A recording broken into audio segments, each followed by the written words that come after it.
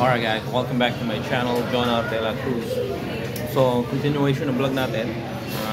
We'll try to upload this kasi marami pa tayong i-upload, pero ma-upload din to.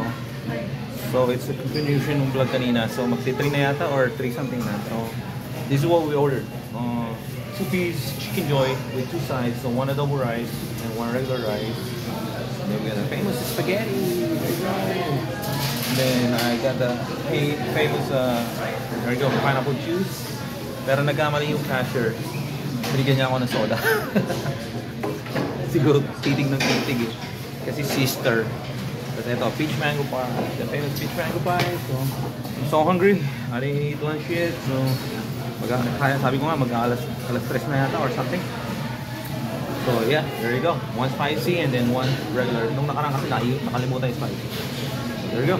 Let's eat it again. Dunk it. Sarap. Sarap talaga.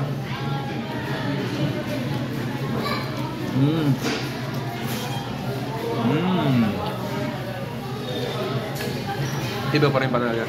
Iba pa rin yung chicken ng ano. Halos parehas na rin sa chicken ng Jollibee. Marami na nag-vlog eh. Binlog na naman nila. So, yan. This one we don't have it in the Philippines, so adobo rice.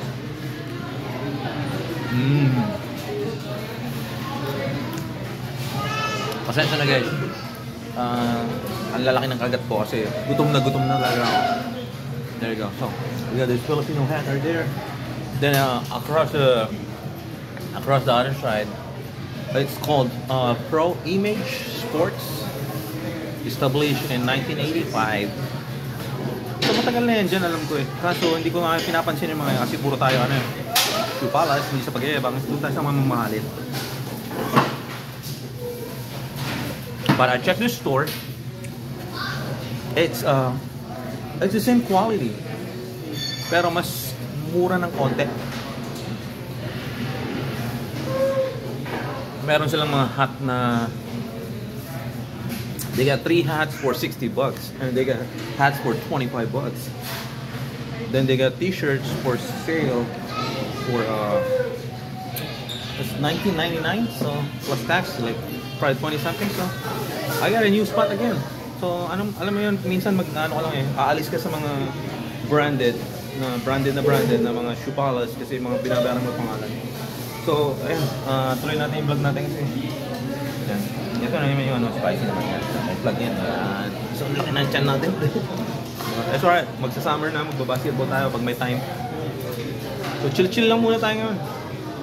Yan. So, yan. Tapos ito. Spicy. Thai part.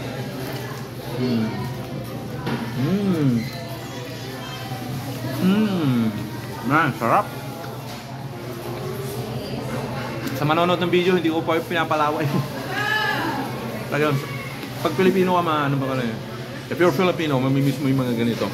Mga ganitong pagkain. So, we paid everything almost $30 to be exact. To be exact, like $29.95 something.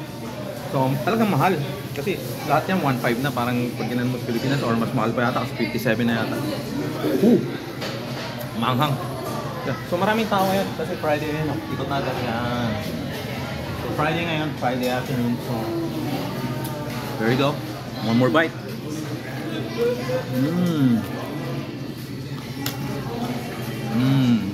Sarap. Yung anghang niya is mas sobrang anghang. As in sobrang anghang. Hindi man sobra-sobra pero mas panghang sa regular na manghang. Bahala na kayo kung anong sasabihin nyo.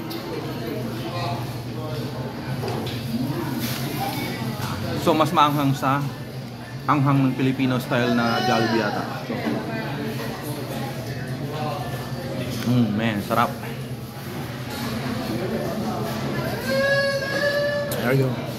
So dapat after sa general assistance kasi mag-aano lang naman tayo ng ano ba to? Yung workers com din kasi yung na-injure ako, tingnan ko kung maka-apply ako. But anyway, try natin spaghetti. Matagal din ako hindi nakapag-spaghetti. So we're going on 5 minutes. I mean 5:05. So there you go. The famous spaghetti. Yan. Oh. There you go. There you go guys. The spaghetti ng Jollibee sa Amerika.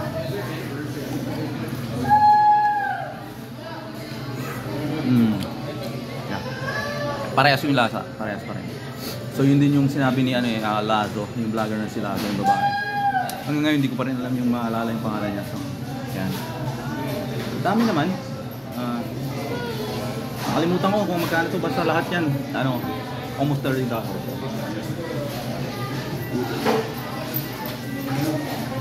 Sarap. So, there you go. So yung pie, yan.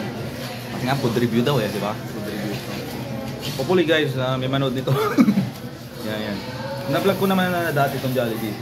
So, syempre, inaano lang natin. Nire-refresh lang natin yung pag-food natin, review ng Jollibee. So, ito, peach mango pie. Sarap pa rin. So, ako na.